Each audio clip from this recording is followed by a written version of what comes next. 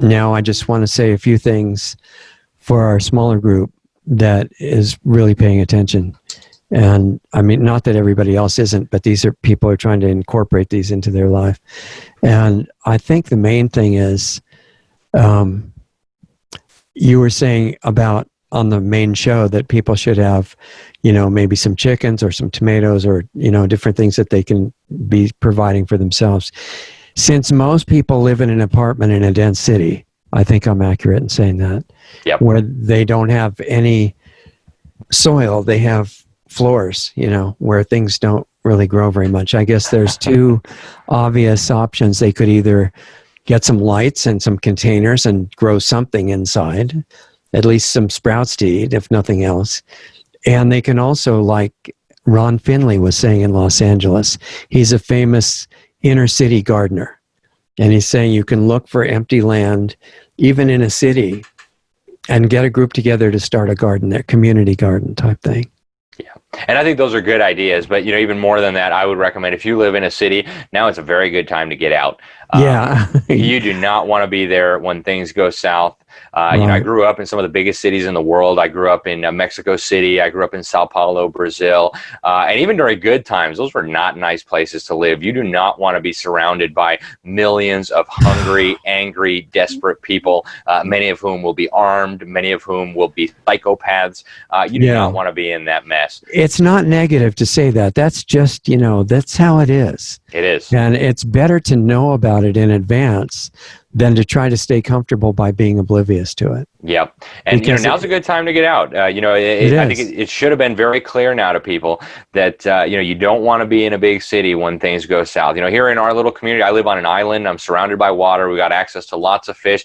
Life is pretty much going on as normal, honestly. That's in Florida, right? Yes, I'm on an island in Florida. Then you go out, you talk to somebody in New York City, like, oh my goodness, we're all trapped in our apartments and I can't stand it. Yeah. So, get out of there if you can. Maybe the cities aren't that great of an idea. No, it's going to be a tinderbox. And, nowadays with coronavirus, say, hey, if your job is in New York City, hey, I'm going to work remotely, okay? And I'll come in once a week if you need me, whatever. I'll take a train or I'll drive in or whatever. But, if you can, get yourself out of the city a little bit. Yeah. And make sure you have, and store up some food too, stockpile. It's not going to hurt you to have a few extra cans of beans around and some extra pasta, stuff that'll last long. So. Right, exactly. And if you are working remotely, you can work remotely from farther outside of the city. That's just as well, right? Mm-hmm. And if you're living on universal basic income, you can do that outside of the city too. Yeah. And, they want to stack us and pack us into tiny little cities. So the more pressure there is for people to leave the cities, the longer it will take them to implement this agenda. So, think of it not only as doing something for yourself and for your family, but think of it as the resistance, right? I'm going to go out and I'm going to live on a plot of land and I'm going to be a free human being and I'm not going to live in one of your smart cities covered with surveillance and live in a little, tin can for sardines. That's not going to happen. I need some space. Thank you very much. Yeah. And since I guess you mentioned homeschooling, and I'm sure you're in touch with what's happening with that in different places right now. How is that being impacted by the whole crisis that's unfolding? I think that's one of the brightest spots, actually. One of our latest articles in the New American, I've got the cover story right here. This just came out about a week ago, or 2 weeks ago. Sorry, coronavirus opens eyes to homeschooling. And so, if there is any bright spot to this insanity that's going on right now, it's that millions of parents are discovering homeschooling. They're loving it. They're realizing the filth, the idiocy, the perversion, the grotesque dumbing down that's taking place in the public school system. And they're saying, hey, I don't want any more of it. We're going to homeschool our kids. I talk to so many parents now who are going to homeschool, and that is incredible news. So and so if you're busy doing that and they get upset about it and send contact tracers to have a nice talk with you, one of my questions is, what are your options, and do you have to let them in the house? That's a good question. There's actually two legal organizations that I would recommend very, very highly to anybody who's considering getting involved in homeschooling. You do not want to face the wrath of Big Brother on your own. So there's two groups that I can recommend. There might be some other. There's even maybe three. One of them is the National Home Education Legal Defense, NHELDE. and it's a national organization. You can become a member, and if and when the government comes around, asking questions or snooping or trying to hurt you or your family, they will defend you. Then there's another one, the Homeschool Legal Defense Association. Same deal. You pay $10 a month, and any problems with the government, I mean, unless you're like, abusing your kids or something, but any problems with the government having to do with your homeschooling, they will step in and defend you, even if it means litigating in court. Great group. Homeschool Legal Defense. What? There was one more word. The HSLDA, the Homeschool Legal Defense Association. Okay. Yeah, and so there's these membership groups. They're very, very good. And these are like $10 a month. That's $10 a month. Yep. And there's another one too. I think it's called the Heritage Family Heritage Program, something like that, where they will. I think it's also like $10 a month, and they will defend you if the CPS ever comes and tries to harass you for being a parent. For disciplining your children, for homeschooling, for whatever it is. So. Wow, those sound really good. Yep. And as far as all the people who've been educated to think that they can't be adequate teachers of their own kids, is there anything you'd say to encourage them? Or you're wrong. You're wrong. The data shows it. Common sense shows it. And I tell parents only half jokingly, like, you could literally put your kid in a closet for 12 years and they'd come out better off. They'd be smarter than they would. They would. And they wouldn't be. Their head wouldn't be filled with idiocy and dangerous, ideas. So that's a good place to start. But actually, as long as you didn't put them in the closet with a TV or something. Right. They were CNN. Different story. But no, there's a lot of data on this now. Actually, the National Home Education Research Institute, NHERI.org or .com.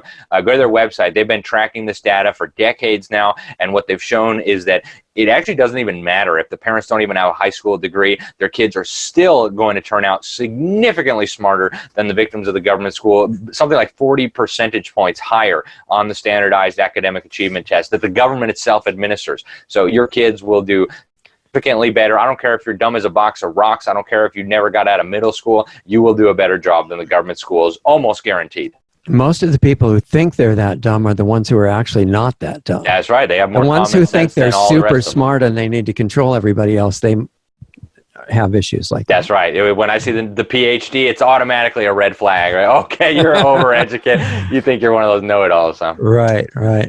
Exactly. So, and a lot of people think, if I can't buy all the approved textbooks, I don't have a chance. Yeah, and it's baloney.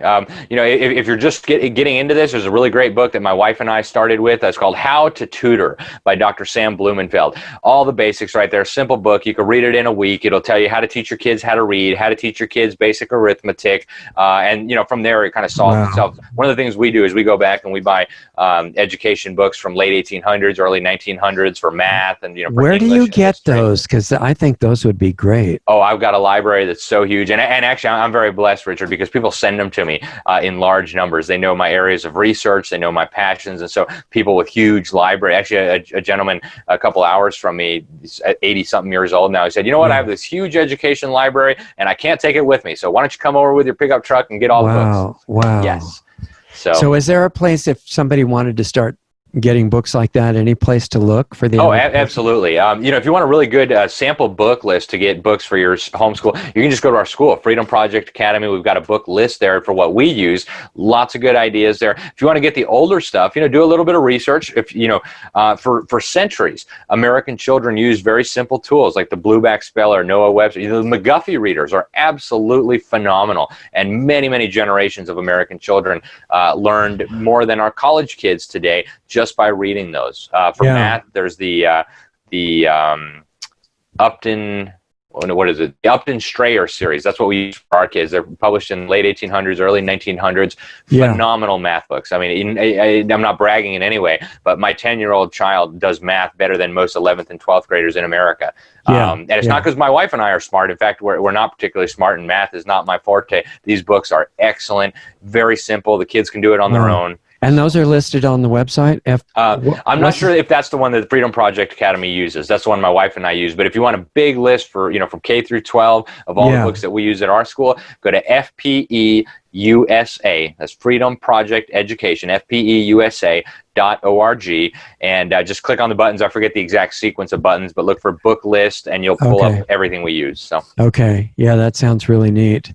And, people write off early American stuff a lot because of the the issues that they had with, there was still slavery going on. There was a lot of religious intolerance and, little things like burning witches and stuff like that, but who were actually herbalists for the most part. But they had some really good values that were the good part, and that if that part could be brought back, and mix it with good parts of consciousness that are available to add on, I think things could start over. Yep. In a good way. Yeah, and we've lost all that accumulated wisdom. If you look back at the textbooks, you see the textbooks for 5th, 6th, 7th graders, and the stuff in there is, kids in high school, kids in 12th grade would look at that and say, whoa, I don't even know what that means. Yeah, I've heard that some of those tests are available. Yeah, right. Go look at the 8th grade test. The test that kids would take to get out of middle school, and then they'd go off into the workforce. You have most people probably today with a college degree would not be able to even pass those tests. Right, I totally agree. And in fact, we'd put down all the wrong answers thinking that we knew it, right? Yep, exactly. And those little schools, the private one-room schoolhouses and things, those were actually subbed out from parents that had decided to homeschool, right? But they didn't have time to do it all themselves, so they got some friends who agreed, and they found somebody they thought they might trust as a teacher. That's exactly right. And the state government, the federal government was not there regulating. Just a group of people would get together and hire somebody. And in fact, there's a program right now out of Aletheia Christian College up in Idaho where they are now trying to resurrect the one-room schoolhouse. They're training people to go out and set up one-room schoolhouses. All different ages of kids together and things. Yeah, older kids help the younger kids, and they learn a little bit by doing that too. Preparation for real life. Yep. Phenomenal stuff going on. So that's going to be one of the bright spots of this, is that millions of people, I hope, are going to leave the government brainwashing system. Instead of the Department of Education, which is, basically illegal because it's not authorized by the Constitution. Yep. But if you took away all the departments that were not authorized by the Constitution in the U.S., what would you have left, actually? Maybe 10% of what's in Washington, D.C. right now. And what a blessing that would be. Oh, my goodness. It would be incredible. Yeah. So, anyway, well, you have to go. So thanks for giving us the time. And I hope you don't mind if I send you an email at some point and suggest part 2. No, that'd be great. Thank you very much, Richard. It's been such a pleasure. Appreciate you having me. Thank you, Doug. And I look forward to talking to you guys soon. Sounds good. Have a good night. Take care, guys. Thank you. Bye-bye. Talk to you soon. See ya.